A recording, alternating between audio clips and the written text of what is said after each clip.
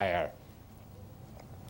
So we need an open conspiracy that is committed to socialism, but is also committed to things like universal education, universal literature that shares all the information and knowledge. That is, it must never be secretive in its method or its means, or it will be corrupted, as so many political moves. But what is the most important thing about the open conspiracy way to the future of world government is it must understand that there is no ending.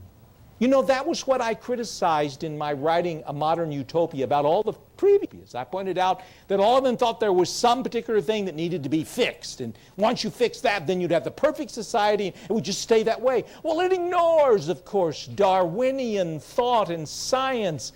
There will be no state that is the final state for our species. We must press on and on and on, reinventing ourselves until indeed after man comes into being. Well, that's been out of the experience of my life, my attempt to write about that. I suppose it's possible to say that there have been many other dimensions to my existence that if I had time I would share with you that I think bear upon the future. But let me close with simply this. In 1933 I published another work in which I tried to put it all in this of a story, much about the future, much like I had tried to put the outline of history all together of what we had been up to this date. And I called it The Shape of Things to Come. It is what I suppose you could call a future history. It begins close to our own time, and then it projects its way into a future where science and knowledge based on science and technology and leadership has emerged, give us that one world government of freedom. And yet, even there is a final conflict going on. For we stand ready to go into outer space. Now, I realize Jules Verne had gotten us into outer space, 50 years before I even wrote my first little book about first men to the moon in 1901.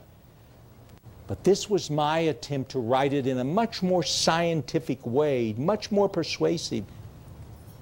Here the fight was led by a group of artists who thought that science, with its unrelenting inquiry into new knowledge, would never, as they said, let mankind rest and find happiness in rest. That was my fear at the time in 1933, that we would sell out to simply wanting rest, give up the struggle that is there to make this choice of a good future. And so I created that story, and I was delighted when Alexander Korda came along and decided to make it into a movie.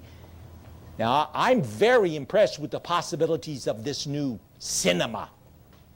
And I got very involved in this. We call it, the movie we call finally The Things to Come. We finally released it in 1936.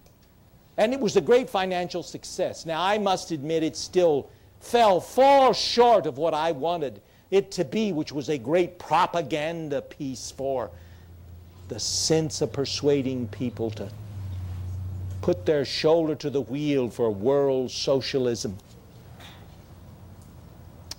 But there at the end is the final speech by the hero John Cable that catches for me what I think you face as a choice this night. Even as he was talking about his people facing the choice of whether to accept a leap into space. At the very end of our film, we showed this great, huge space gun launching a projectile into space. It was an enormous success. And Cabal stands there talking to one of his friends who had raised questions about it along the lines of, the humanist and the artist about, can't we rest? Can't we finally stop progress? And this is what Cabal says at the very ending of the movie. Imagine Raymond Macy saying it.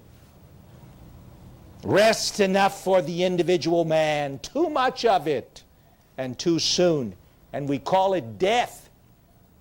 But for man, no rest and no ending. Let's go on. Conquest beyond conquest. This little planet and its winds and ways, and all the laws of the mind and matter that restrain him, and then the planets about him, and at last out across the immensity to the stars. And when he has conquered all the deeps of space and all the mysteries of time, still he will be beginning.